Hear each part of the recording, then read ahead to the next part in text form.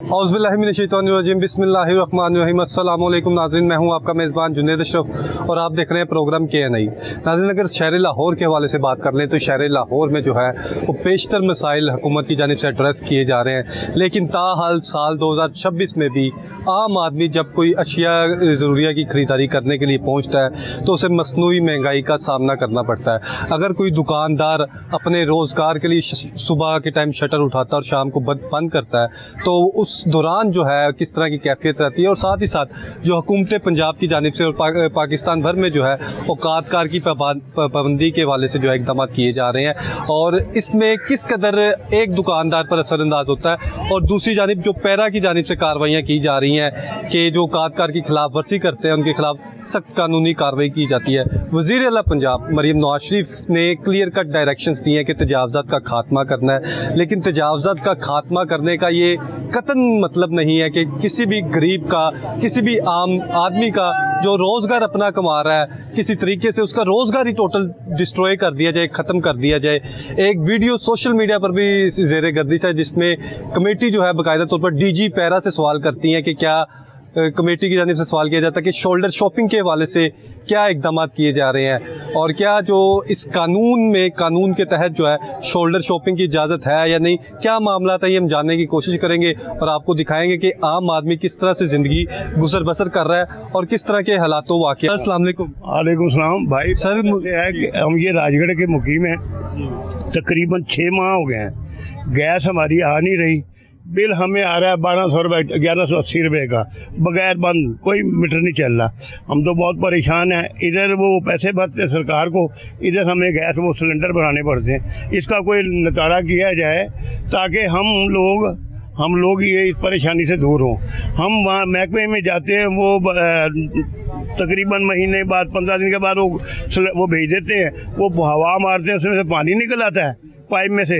अभी वो जाते नहीं है तो फिर पानी भर जाता है, हमें गैस नहीं मिल रही और हम बिल दे रहे हैं। अभी आपने दाल पकड़ी हुई है, ये दाल आप किस तरह से पकाएंगे, किस तरह से गुजर बसर करेंगे? गैस को सिलेंडर ला के रखे हुए। सिलेंडर वाली LPG गैस का रेट तो वो 400 रुपये किलो मिल रही है, 420 दे रहा है, कोई 400 दे रहा है, कोई 440 दे रहा है। वो मुख्तलिफ रेट है उनके, जिसका जहाँ दाल लग रहा है वो ये कोई सरकारी रेट जो 285 रुपये था पहले। चेक एंड बैलेंस कोई नहीं है यहाँ पे पाकिस्तान में, किसी जगह भी चेक एंड बैलेंस कोई नहीं है, ना किसी को पूछता है। दुकानदार कहता है चीज़ लेनी है लो, नहीं तो जाओ नीचे उतरो।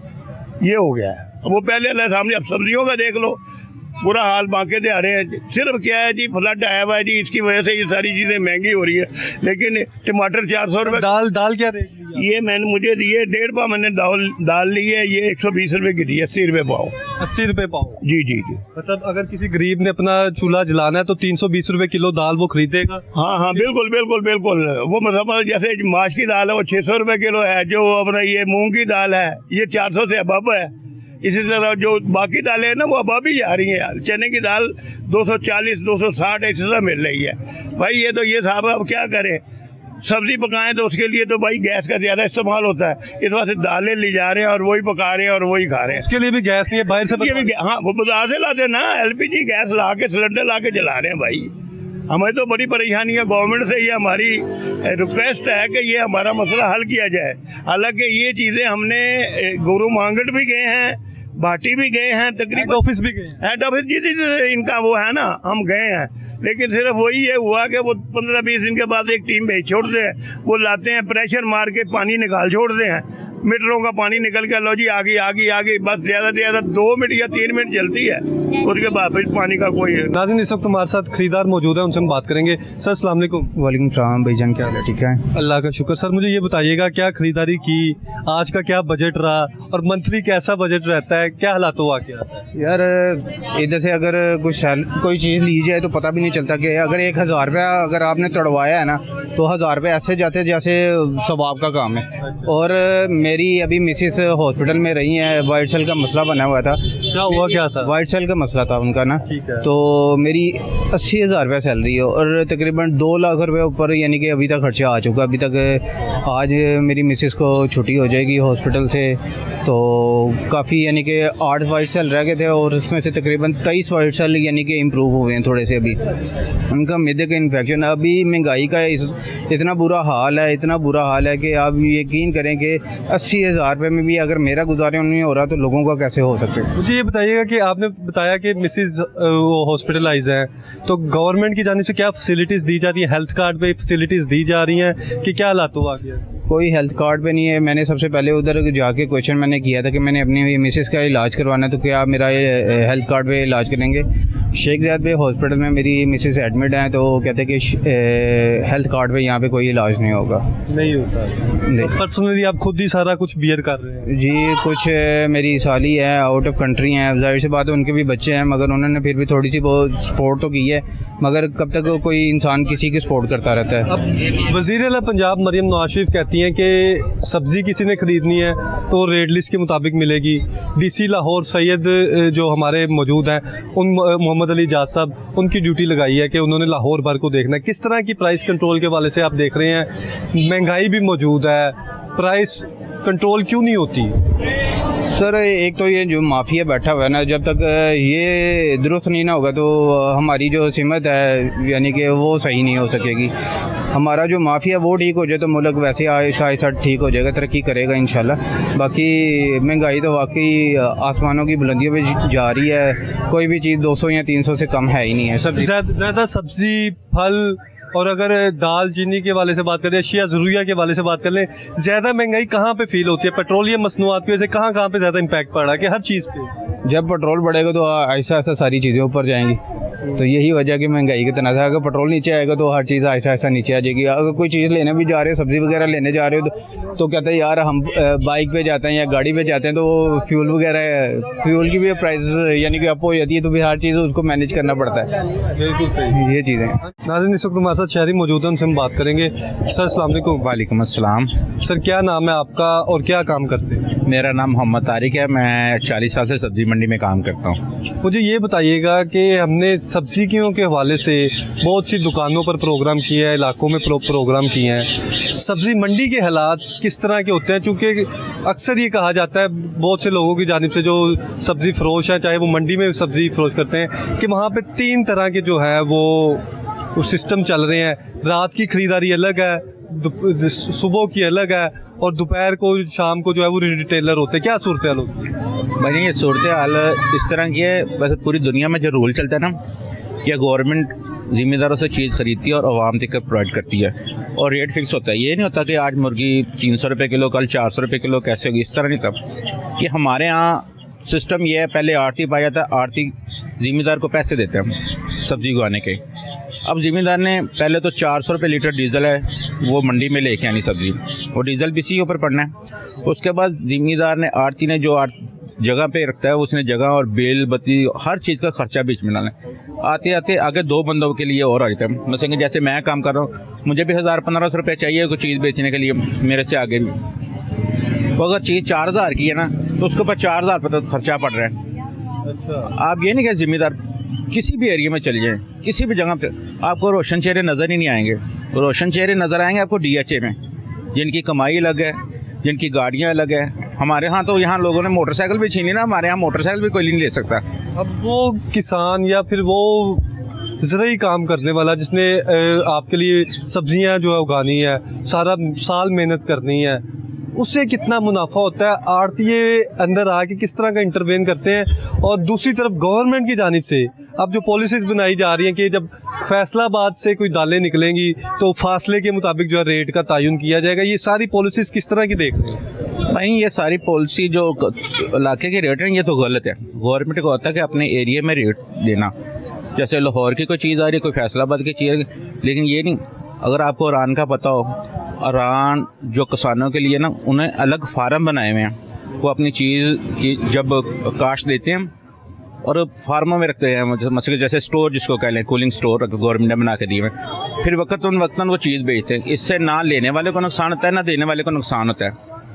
हमारे यहाँ ये नहीं है। हमारे यहाँ जैसे इस दफ़ा आलू की काश्त, पिछली दफ़ा आलू की काश्त बहुत महंगी गई। मैंने भी तो एनी को बताने वाला है नहीं, सरकारी जो लोग हैं वो सरकार की तरफ से हैं, बस आगे नहीं जाते वो। इस दफ़ा उन्होंने जैसे ज़िम्मेदार 50 आलू लगाते, 100 जो उन्होंने आलू लगा लिया, आलू मिट्टी में मिल गया। ये बात है, मैनेजमेंट नहीं है कि आपने अगर 1 किला वहाँ आलू लगाते हैं तो आपने वहाँ आलू ही लगाने हैं, अगले साल भी आलू लगाने हैं। उससे अगले ये इनको को बताने समझाने वाला, क्योंकि यहाँ तलीम तो है नहीं, जीरो साइज तलीम है। प्रॉपर गाइडलाइन भी मौजूद नहीं है, प्रॉपर सब्जियों के हवाले से जो इकदाम किए जाने हैं वो भी नहीं है। और दूसरी तरफ इरिगेशन का किस तरह का निज़ाम है, अगर कोई कहीं पे काश्त कर लेता है, नहरी पानी वहाँ पर उसकी रसाई है या फिर मोटर से पानी बाकायदा तौर पर अलग-अलग सबके निज़ाम है, किस तरह से सारा मामला वगैरह चल? आपको चले आसान लफ्ज़ों में समझाता हूँ कि ये पाकिस्तान का क्या आसा ऐसा लगा। देखें, आज से 15 साल पहले पानी लोगों के घरों में 18 घंटे पहुँचता था और उसका बिल 250 रुपये था। 24 घंटे गैस पहुँचती थी, उसका हर बिल 150 या 200 आता था। उसके बाद बिजली आपको पता 1.5-2 रुपये यूनिट है, वो भी 24 घंटे मिलती थी। ये पाकिस्तान में 15-20 साल में इतनी को ज़्यादा तरक्की की कि लोग नहाने धोने के लिए तरस गए। यही निज़ाम आगे जाकर चलते हैं। ये तो लोग घरों में पानी इस्तेमाल करते हैं, आस्ता आस्ता ये नालों में जाके फिर दरियाओं में जाके इसी पानी ने दोबारा फिल्टर होकर लोगों के पास जाना है। दोनों तरफ से फ़र्क पड़ गया। और मुझे आप दिखाएं, जैसे मरियम नवाज़ ने काफ़ी सारी स्कीमें निकाली हैं, ये उनका भाई घर है ना, मुझे किसी एक घर के ऊपर सोलर पैनल दिखा दें, किसी गरीब के घर, ये देखें 2, 3, 4, 5 हज़ार घर होगा, मुझे किसी घर के ऊपर सोलर दिखा दें या किसी को दिखा दें कि 1 रुपया भी लोन मिला हो। नहीं, सोलर पैनल नहीं मिला ही नहीं कुछ। वो टीवी के ऊपर मैंने खबरें देखनी छोड़ दी हैं। वो दूसरी खबर ये है, मैं उनको गलत नहीं कहता, लेकिन पाकिस्तान के साथ हो यही रहा है। पर टीवी में सब कुछ दिखाते हैं लेकिन मिलता कुछ नहीं। अब मैं लोन लेने निकलूंगा ना, मेरा 30-35 हज़ार रुपये खर्चा आ जाएगा 10 लाख के ऊपर, और मुझे मिलेगा कुछ भी नहीं। फिर भी नहीं मिलेगा? नहीं मिलेगा। क्या वजह है इसमें? आगे माफिया आ जाता है कि आगे लोग आ जाते हैं, सिफारशी कल्चर अभी भी मौजूद है? किस तरह से ये सारे मामला आता है? हुकूमत तो दावे करती है कि बहुत से हमने ये इकदाम कर लिए, फलाही इकदाम कर रहे हैं, और क्यों नहीं इम्प्लीमेंट होगा? ये इसीलिए आपको बता, दूसरे लफ्ज़ों में आपको बताता हूँ, ये आसान लफ्ज़ों में, कि आप देखिए हमारे यहाँ तलीम का कल्चर है कुछ। हमारे इस इलाके में बता दें कि जो स्कूल, मैं कहता हूँ कि इस इलाके में 8 स्कूल थे सरकारी, जो अब 2 रह गए हैं, बल्कि बढ़ने चाहिए थे। और जो फैमिली 100 से 1000 हो गई और स्कूल 8 के बजाय 2 रह गए, और तलीम कहाँ से मिलेगी? मैं 1500 या 2000 रुपये कमा के लाता 24 घंटे में, मुझे बताते कि मैं घर में दूध भी नहीं लेके जाता। 300 रुपये किलो दूध है, कौन सा लेके जाएगा बंदा दूध? ये यहाँ पाकिस्तान में वो बंदा कामयाब है जो अपने बच्चे को ना हराम की तरबियत दे। अल्लाहु अकबर, अल्लाहु अकबर। जो अपने बच्चे को हराम सिखाए वो पाकिस्तान में कामयाब है, नहीं तो दूसरा बंदा कामयाब नहीं है। मुझे दिखाने, ये पूरे बाजार में खड़े हैं, किसी के चेहरे पे हंसी या रौनक दिखा दें, वो चेहरे ही नहीं अब नजर आते जो पहले रोन। बत्ती के बिलों ने इतना परेशान किया हुआ है, खाने पीने का परेशान किया हुआ है। खाना 2 वक्त का सबको मिलता है, 3 वक्त का खाना नहीं बन सकता घर में। मुझे बताए, अगर मामूली चार्ज ये ना, छोटी से छोटी 250 रुपये किलो प्याज है, 250 रुपये किलो टमाटर है, 200-250 रुपये किलो से कम कोई सब्जी नहीं है। आपको पता है दाल सस्ती से सस्ती भी 100 रुपये की पाव है, 600 रुपये किलो घी है। कौन सा आदमी 3 टाइम खाना पकाएगा? सर अस्सलाम वालेकुम। वालेकुम सलाम। सर क्या नाम है आपका? मोहम्मद आरिफ। आरिफ साहब, मुझे ये बताइएगा कि ये काम आप कर रहे हैं, किस तरह का काम चल रहा है, और दुकान वगैरह या पहले किस तरह के मामला वगैरह थे?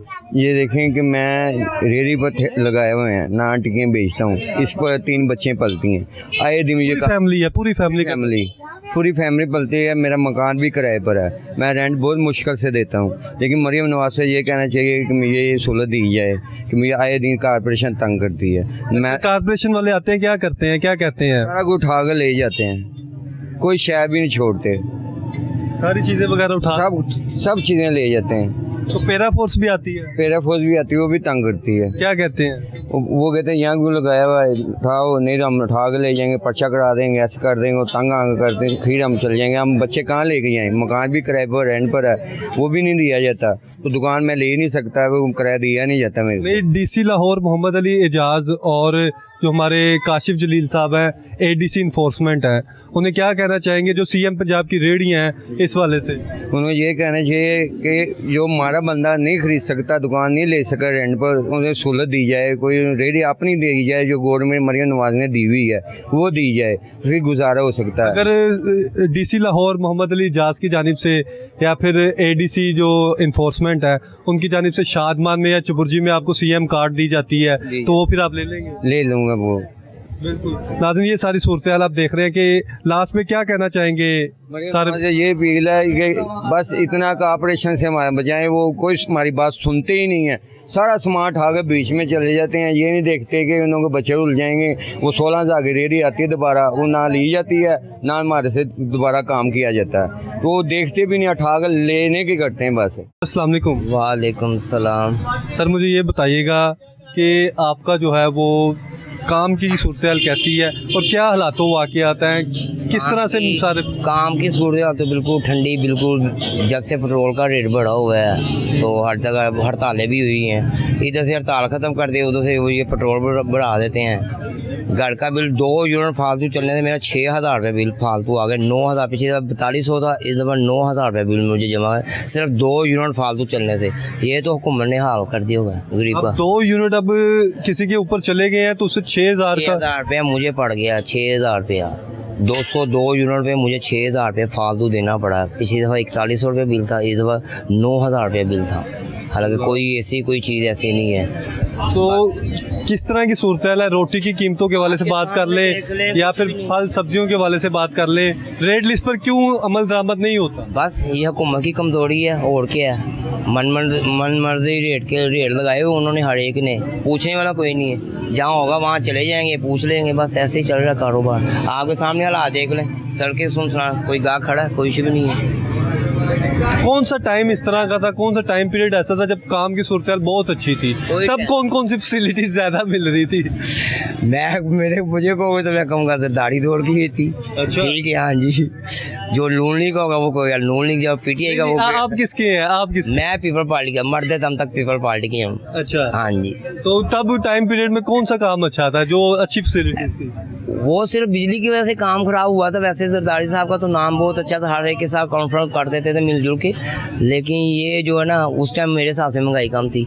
जो उनसी हुकूमत आई वो कहेगी हमारी दौर में महंगाई कम थी। मुझे बताइएगा कि आपका स्पेयर पार्ट्स का काम है, काम की क्या सूरत हाल है और कब से इस तरह के मामला है? काम सूरत हाल तो ये है कि जनाब पूछें कुछ ना, लोगों के खाने पीने का और बिजली के बिलों से इंसान ठीक नहीं हो पा रहा, तो काम क्या करवाएंगे लोग? काम का ये आलम था कि कभी यहाँ पे सर पे खारिश करने की फुर्सत नहीं थी, और आज ये आलम है कि लोगों की गाड़ियाँ ख़राब हैं, लाइटें टूटी हुई हैं, जिससे पूछे पेट्रोल की महंगाई, दूसरे मामलों की वजह से लोग बड़े परेशान हैं। मैं बल्कि सीएम साहबा से कहूँगा, अक्सर वज़ीर आज़म से कहूँगा कि आपकी मेहरबानी कि गरीबों के हाल पर रहम फरमाएं। उनके लिए जो सवारी जो है वो एक मोटरसाइकिल है जिसके ऊपर सर उन्होंने काम करने होते हैं। ओवरऑल जो तकरीबन हर जगह पे कहूँगा मैं, खाली मोटरसाइकिल के बारे में नहीं कहा जा सकता, ठीक है, कि लोग मजबूर हो चुके हैं या वो पैदल सफ़र करें या फिर वो साइकिल चलाएँ। पेट्रोल की सूरत हाल, महंगाई की सूरत हाल की वजह से बहुत हालात ख़राब हैं। उसी वजह से तकरीबन पाकिस्तान लाहौर में, सिर्फ लाहौर की बात करूँगा, तकरीबन 50,000 से ज़्यादा दुकानें हैं मोटरसाइकिल स्पेयर पार्ट्स की या मैकेनिकल की। वो लोग बेशुमार लोग जो छोड़ते जा रहे हैं, वो मजदूरी पे आ चुके हैं, कुछ राजधानी पे आ चुके हुए हैं, कुछ चोरी डकैती की तरफ जा रहे हैं लोग।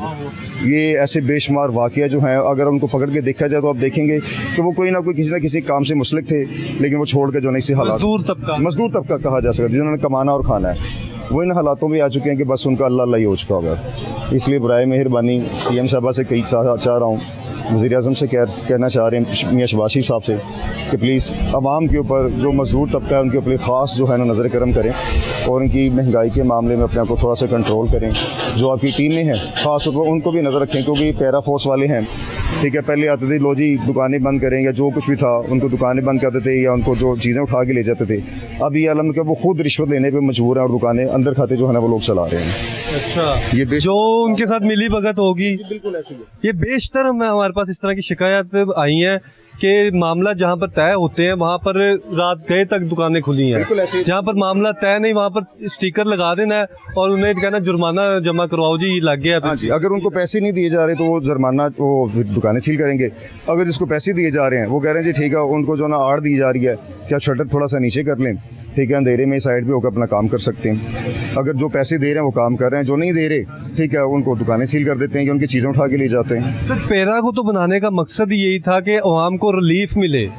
ये पैरा कौन सी इस तरह की फोर्स आ गई जो ब्लैकमेलिंग पर उतर रही, जो इस तरह की फोर्स आ गई जो हम मामला पहले कभी किसी फोर्स के बारे में कहा करते थे, वो इससे ज़्यादा पैरा के बारे में शिकायत। देखिए जी, पहले हम पाकिस्तान पंजाब पुलिस के बारे में कहा करते थे, पंजाब पुलिस जो है रिश्वत लिया करती थी।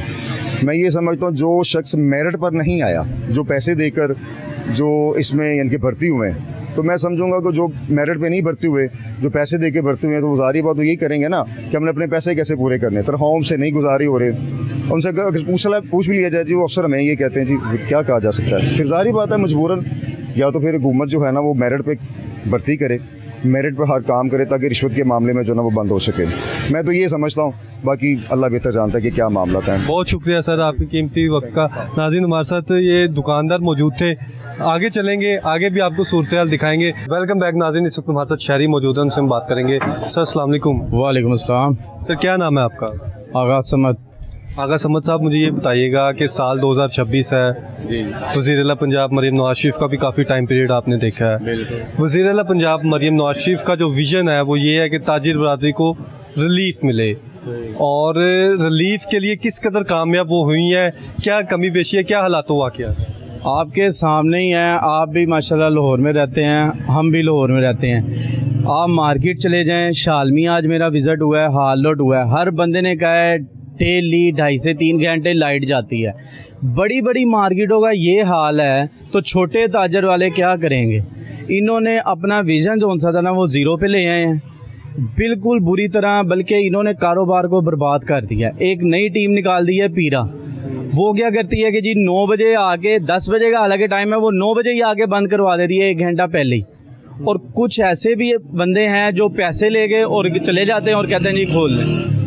तो लिहाजा ये बुरी तरह जो उनसे ना नाइल हो गए हैं। और आप यकीन करें, ताजर बरादरी, बड़े बड़े ताजर भी सर पकड़ के बैठे हैं, और छोटा ताजर जो उनसे है ना वो तो इस हद तक नीचे आ गया है कि वो अब दुकानें छोड़ने में, हमारे कितने जानने वाले हैं उन्होंने दुकानें क्लोज कर दी हैं। आगा जी, आपको बात बताऊं, हमारी एक सिटिंग जो MP हैं उनसे बात हुई।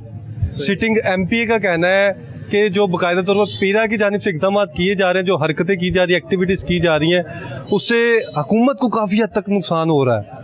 हुकूमत को किस तरह से नुकसान हो रहा है? जो पीरा बनाने का, पैरा बनाने का मकसद था वो ये था कि मसनूई महंगाई को कंट्रोल करो, ठीक है, कहीं पर अगर कब्ज़ा हुआ है उसको छुड़वाएं, प्राइस कंट्रोल के मैकेनिज़्म को बेहतर बनाया जाए, और जो दीगर जो हमारे एमरजेंसी नोयत के मामला था वो तो पुलिस देख रही है, दीगर जो मैटर्स थे उसमें पैरा हेल्पफुल हो। लेकिन अब देखिए, जिसमें आपने अमल दरामद करवाना है उसमें अगर आप फ़ाइन कर रहे हैं तो उसकी बाकायदा तौर पर रसीद होती है। मुझे बताइएगा कि यहाँ पर कुछ लोगों के फ़ाइन वगैरह हुए हैं, कितनी रसीदें मिली है, क्या हालात? किसी को कोई रसीद नहीं देते। दफ्तर में जाएं, वो कहते हैं कि जी आप ऐसा करें, पैसे दे दें, हर चीज़ आपकी डिलीट हो जाएगी, जो भी तस्वीरें। और लिहाजा इनका मकसद का पैरा को बनाने का वो बिल्कुल बुरी तरह फेल हो चुका है। इनको चाहिए कि ना कि आप जुर्माना करें किसी को, उसको वार्निंग दें, वार्न करें कि आपकी 12 घंटे 10 घंटे आप ये काम नहीं कर सकते, या दुकान आपकी बंद हो रही है। आप फ़ाइन करके उल्टा और उसको ताजर, वो पहले ही ताजर पिस रहा है, उसको और पिसाई जा रहे हैं। ये जो उनका फ़ाइन है ये फूड वाले भी कर रहे हैं। अगर नान वगैरह का लें, नान सील कर, नान वाले की दुकान पे पैरा फोर्स आती है, वो 5000 का दे देती है उनको चलान कि जी ये जी आप जमा करवाएं। अब वो कहते हैं हमने नहीं जमा कराना, वो कहते हैं जी हमें पैसे दे दें। या फिर ये होता है कि जी वो पैसे लेके चले जाते हैं और नान वाले कहते हैं जी ये सही है, हम जाके फ़ाइन जमा कराएं। देखें जी, नान वाला को तो फूड वाला भी देख सकता है, वज़न कर सकता है रोटी का। पैरा का मकसद ही कोई नहीं था, लिहाजा इसने कारोबार को सही करने की बजाय उल्टा तबाह किया है। और नून लीग खास तौर पे ये जो नवाज शरीफ साहब हैं, इनको चाहिए कि ताजर बरादरी, खुद बहुत बड़े ताजर भी रह चुके हैं, ताजर बरादरी के साथ चलें।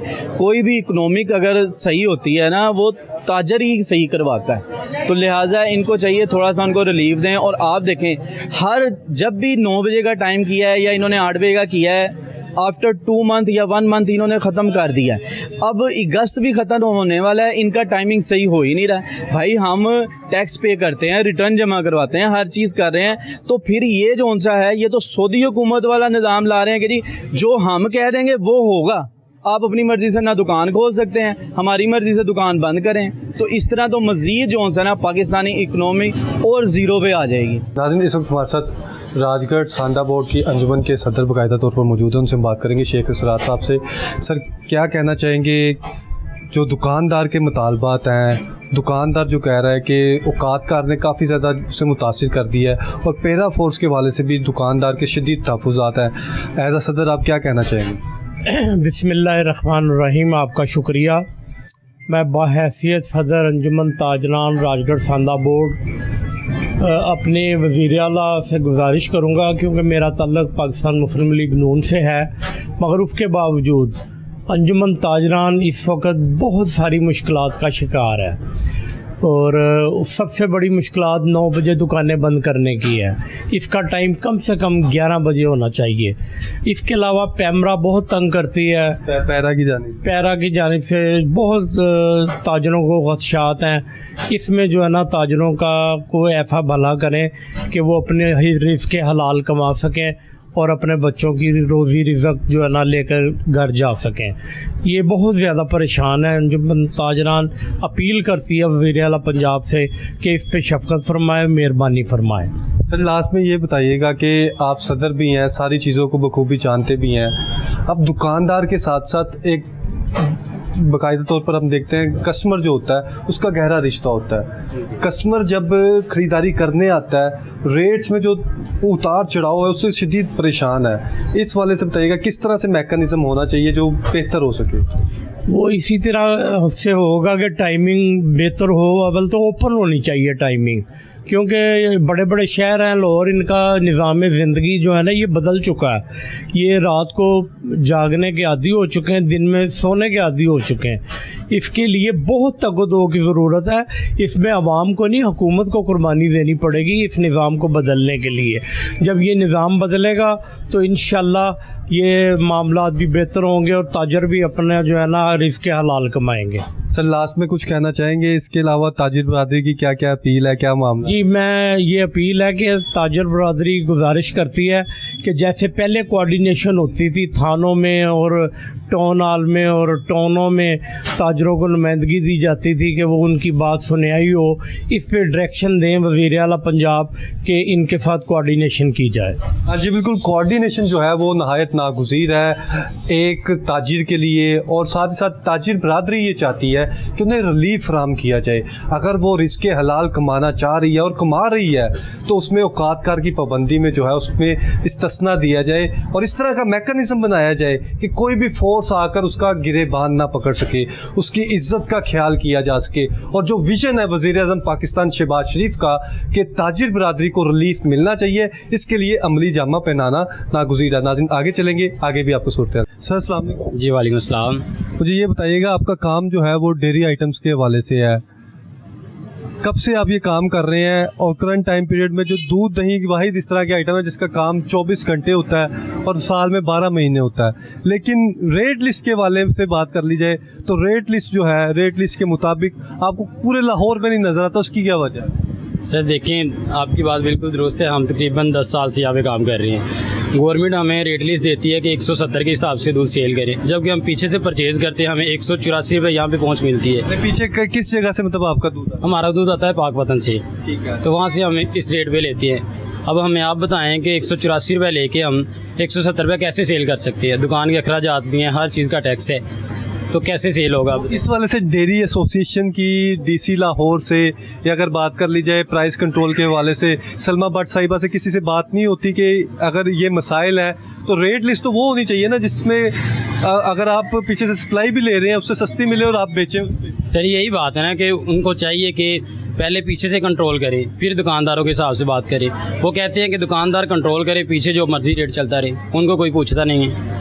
मुझे ये बताइएगा कि बहुत से शहरी देखने वाले भी सवाल करते हैं, आम आदमी भी ये सवाल करता है कि जो दूध है, दूध बहुत से लोगों का ये ख्याल होता है कि बहुत से दुकानदार पानी डालते हैं, दूध में पानी का इस्तेमाल किया जाता है, तो इस चीज़ को किस तरह से आप खुद देखते हैं कि पीछे से सप्लाई भी वैसी आई है कि नहीं आई? क्योंकि आपको तो नहीं ना पता जो पीछे से सप्लाई दे रहा है वो किस तरह के मामला है। आप खुद एज अ दुकानदार किस तरह से देखते हैं और आगे फूड कंट्रोल वाले, प्राइस कंट्रोल वाले किस तरह से चेक करते हैं? सर हमारे पास अब दूध आता है, हम उसका सैंपल लेते हैं, सैंपल का आगे हमें पता चल जाता है इसकी कितनी दूध की मिकदार है, कितनी पानी की मिकदार है, उस हिसाब से फिर हम आगे दूध सेल करते हैं। जिससे हमने दूध लेने हैं उससे हमने बात की होती है, हमें इस क्वांटिटी का दूध चाहिए, फिर हमें वो उस हिसाब से देता है, हम उसी हिसाब से आगे सेल करते हैं। करंट टाइम पीरियड में बताइएगा कि जो वज़ीर आला पंजाब मरियम नवाज शरीफ का मिशन है हमने रिलीफ देना ताजिर बरादरी को, उसमें आम आदमी को या ताजिर बरादरी को कितना रिलीफ मिल रहा है और कौन कौन से मसाइल अभी भी हैं जो ड्रेस होने चाहिए, रेट लिस्ट भी है और क्या क्या है? सर कोई भी मसाइल नहीं हल हो रही,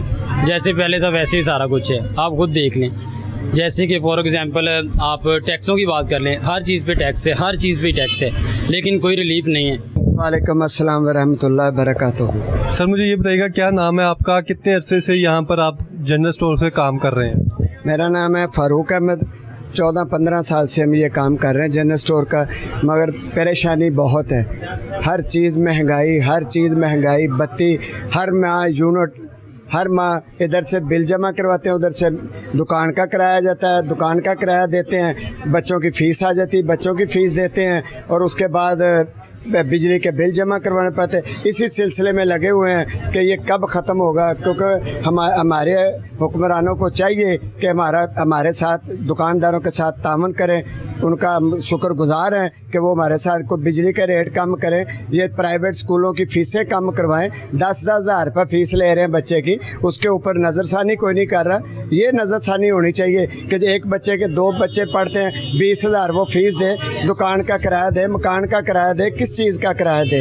वो तो इसी गड़बड़ में ही फंसा हुआ है कि आता है, सुबह आता है, रात को 12 बजे दुकान बंद करके चला जाता है। यही सिस्टम चल रहा है और इसके अलावा कोई सिस्टम नहीं है। कोई भी कौम है या कोई भी मुल्क है, रियासत है, उसमें 3 बुनियादी जो हर शहरी का हक होता है, वो उसमें हेल्थ और एजुकेशन लाजिमुल मंजूर समझा जाता है। एजुकेशन का जो मामला है ना, वो हमारे इस मुल्क में है ही नहीं। प्राइवेट स्कूल हैं वो तबाही है, 10-10, 15-15 हज़ार रुपये फ़ीस ले रहे हैं। ये कोई इंसानियत तो है ही नहीं है। साथ मुझे लास्ट में ये बताइएगा, जो करंट टाइम पीरियड में दुकानदार है वो कौन कौन सी पॉलिसी से नाखुश है? वज़ीर आला पंजाब मरियम नवाज़ शरीफ किन किन इक़दाम को बेहतर करे और वज़ीर आज़म शहबाज शरीफ किन किन मामला को बेहतर करे? देखो जी, पेट्रोल रोज़ वध जाता है, रोज़ की मसरूफत है। गैस ਜਿਹੜਾ ਅਸੀਂ बिल्कुल ही गैस तो साढ़े को आ ही नहीं रही ना घर च, बिल्कुल मेरे ख्याल इस इलाके 6 महीने हो गए ने गैस ढोलनवाल चौक से गैस नहीं आ रही। अगर महंगाई के वाले से बात कर लें या फिर गैस बिजली के वाले? हाँ, गैस बिजली जी सस्ती किया जाए, आवाम खुश है, आवाम को खुशहाली होनी चाहिए है। कारपोरेशन वाले ने और रेहड़ियां ने उन्हों का बड़ी तंगी, उन्होंने गरीबों के नाल भी कोई तामन होना चाहिए, या उन्होंने कोई मुतलका जगह दें जिथे उन्हों का वो रक्शे तोड़ रही है। कोई तरीका नहीं इस तरह, क्योंकि जो भी रेहड़ी वाला उन्होंने कोई मुतबादल जगह मिले और सुकून होवे, और हर बंदा दुआवां ही देगा, हर कैंडीडेट भी देगा। तो जेड़े असी वोट देने असी अपने कैंडीडेट शहबाज शरीफ साहब, मरियम नवाज साहब खुश देखना चाहते हैं कि साढ़े नाल तामन करन, असी भी खुश। एडिशनल सेक्रेटरी लाहौर हैं गुलाम वास साहब, कराना एसोसिएशन को सर आप देख भी रहे हैं और सारे मामला भी जानते हैं, ताजिर बरादरी को भी देख रहे हैं। सर क्या कहना चाहेंगे? सबसे पहले बात कर लेते हैं रेट लिस्ट के हवाले से।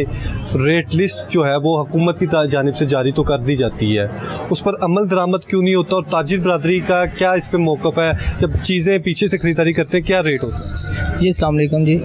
अच्छा सर, ये ऐसा है कि जो रेट लिस्ट के हवाले से जो भी इंतज़ामात हैं वो बहुत ही नाक़िस हैं, क्योंकि जो रेट लिस्ट के मामलात हैं कि ये जो चने हो गए, ये चीज़ें हो गई जो बाहर से हम मंगवाते हैं तो वो डॉलर के साथ चलती हैं। अगर जो यहाँ पे पैदावार है वो पेट्रोल के साथ चल रही हैं, तो ये है कि रोज़मर्रा की जो भी चीज़ें हैं ये वाली कि बाज़ार से हम महंगी ख़रीद के और सस्ते दामों में कैसे बेचें, क्योंकि रेट लिस्ट और जो आज का रेट है उसमें बहुत कमज़ोर मामलात हैं कि रेट लिस्ट पे अगर 200 रुपये रेट है और बाज़ार में 240 रुपये रेट है, तो हम इसको कैसे मैनेज करें? हमारी यही शिकायत है डीसी साहब से, एसी साहब से कि लिहाजा जब भी ये रेट लिस्ट अगर आप बनाते हैं तो उसको आप चेक किया करें कि ये इस टाइम रेट क्या चल रहे हैं।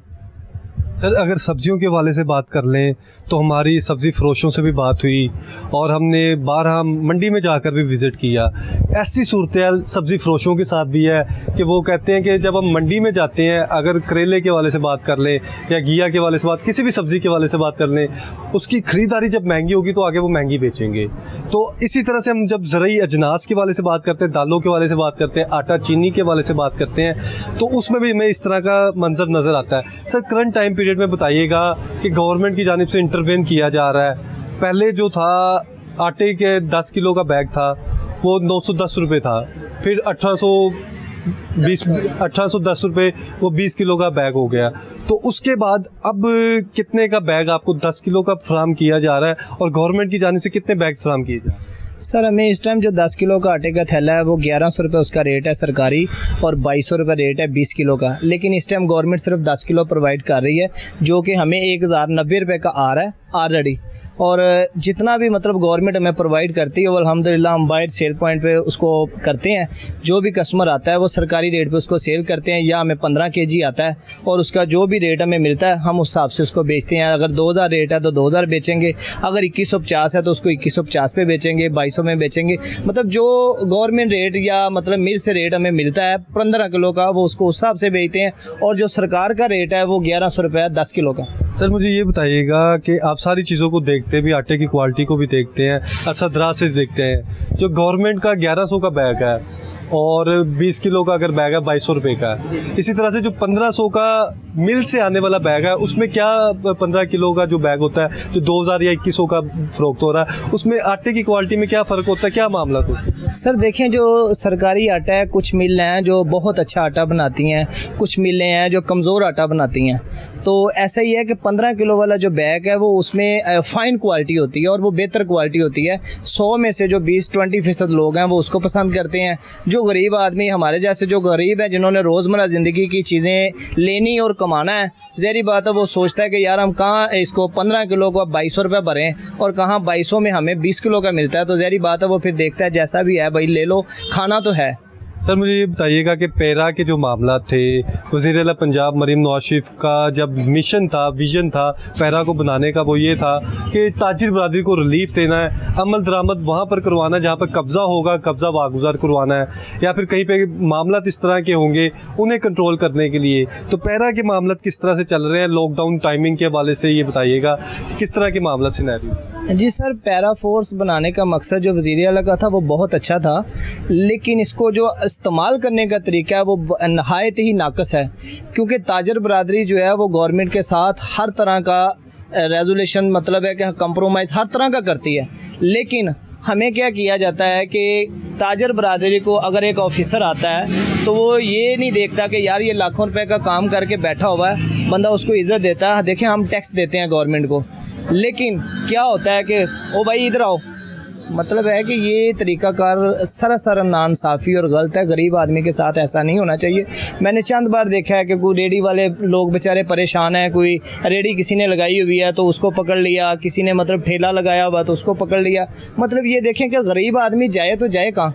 देखें LMCW ये जो महकमा है कि आए दिन लोगों की रेडियाँ, लोगों के मतलब जो भी सामान है वो उठाए जाते हैं। तो देखिए अगर सामान उठाए जाते हैं तो इसका मुस्तकबिल देना चाहिए ताकि गरीब आदमी वो अपना कोई ना कोई रोज़मर्रा ज़िंदगी का कारोबार कर सके। लेकिन ऐसा नहीं है, लोग परेशान हैं क्योंकि जो हालात इस टाइम चल रहे हैं वो बहुत परेशानी वाले हैं। तो हम तो ताजर बरादरी हमेशा से गवर्नमेंट के साथ हैं और इंशाल्लाह गवर्नमेंट का साथ देते रहेंगे। अच्छा बिल्कुल, ताजिर बरादरी शाना बिशाना खड़ी है गवर्नमेंट के साथ। सर लास्ट में ये बताइएगा करंट टाइम पीरियड में जो सूरत हाल नज़र आ रही है, पेट्रोलियम मसनूआत की कीमतों में डेली बेसिस में रद्दोबदल होती है, उतार चढ़ाव आता है, उससे आपकी अशिया ज़रूरिया में भी कीमतों में फ़र्क आता है। तो अब क्या कहना चाहेंगे वज़ीर आला पंजाब मरीम नवाज शरीफ को और वज़ीर आज़म पाकिस्तान शहबाज शरीफ को, जो टाइमिंग के औकात का रहे हैं, जो टाइमिंग की वजह से उससे कितना फ़र्क पड़ रहा है, पेट्रोलियम मसनूआत से कितना फ़र्क पड़ रहा है, इसे किस तरह से ठीक किया जाए? सर देखें टाइमिंग के हवाले से ये है कि ये जो पॉलिसी है ना, ये हमारी नज़र से देखिए गवर्नमेंट जो बनाना चाह रही है, लेकिन उसके मामलात अगर बाहर के मामलात बनाना चाह रही तो उसके लिए फिजिबिलिटी भी चाहिए।